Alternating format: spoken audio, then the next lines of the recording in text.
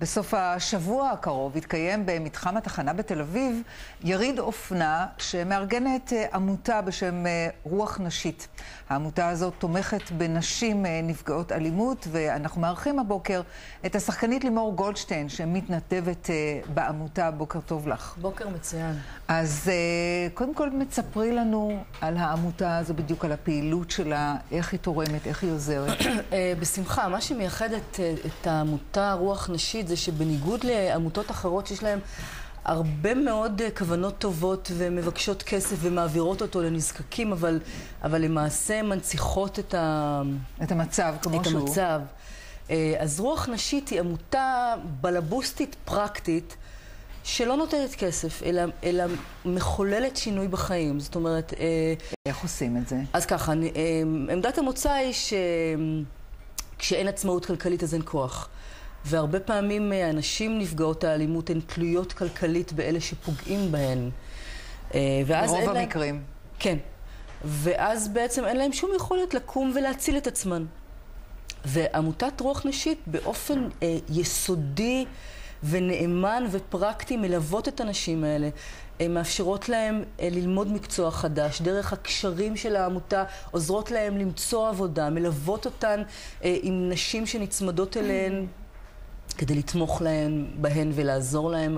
לפעמים שנים... יש פה ממש עבודה יומיומית פרטנית, כן. עם כל אחת מהנשים שפונות, הן פונות לעמותה. איך זה עובד?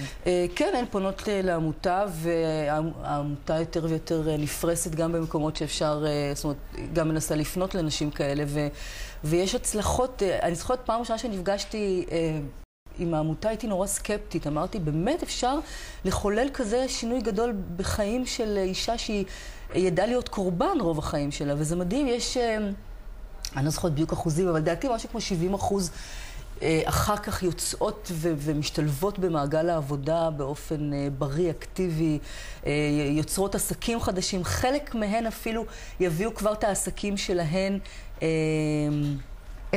לסוף השבוע. אל הפעילות של העמותה. זאת אומרת, אין כבר ממה שאת מסבירה לי עכשיו, הן מקבלות, ואחר כך, אם זה אפשר ואם זה מצליח, אז הן גם מחזירות אל תוך העמותה עצמה. ואת מדברת שנפגשת איתם, וכשהיית סקפטית בהתחלה, איך התחברת? איך הגעת? מה הקשר שלך? זה לא דבר שולי. הם מצאו אותי, ואני נורא התחברתי לעשייה הפרקטית האמיתית שיש שם. זאת אומרת, כולנו, גם אני מודה, אנחנו נותנים קצת כסף פה ושם לעמותות, מרגיעים את עצמנו, עושים שקט בעצמנו ומרגישים שעשינו משהו. אבל באמת זה לרוב פותר שריפות קטנות, זה לא באמת משנה חיים. וכאן הנשים האלה, עם איזה יכולת בולדוזרית של עשייה, באמת משנות מהיסוד חיים של נשים.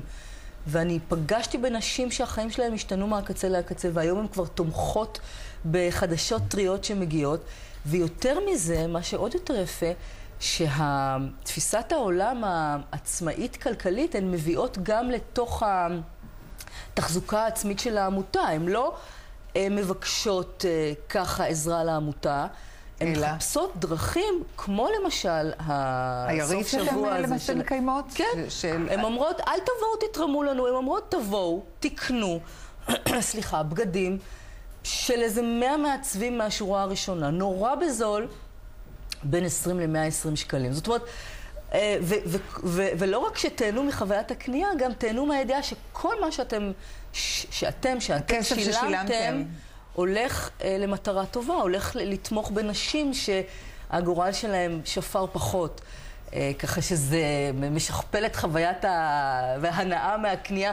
זאת אומרת, העצמאות הכלכלית כתפיסת עולם פמיניסטית היא באה לידי ביטוי גם באיך שהעמותה מקיימת את עצמה, שזה מקסים בעיניי. וזה אכן רוב נשי או אך ורק נשים שמקיימות את העמותה הזו? לא אך ורק, יש מקום גם לגברים בקטע הזה? לא מגרשים גברים, אבל באופן טבעי נשים יותר מזדהות עם התכנים של העמותה.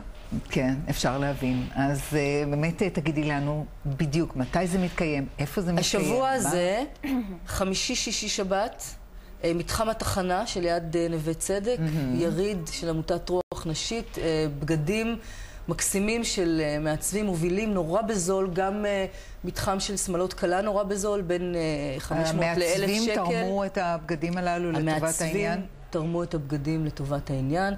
יום חמישי ממתי? זה גם במהלך היום או שזה רק מתחיל? יום חמישי מאחר הצהריים, ממנותו 5 או 6, ואז שישי, כל שישי וכל שבת. אני הולכת לעשות שם שופינג וכולם מוזמנים. כן, אם את הולכת לעשות שופינג, אז כולנו, מתאים לכולנו לעשות את זה, אז מצוין. אז קודם כל, תודה רבה לימור גולדשטיין.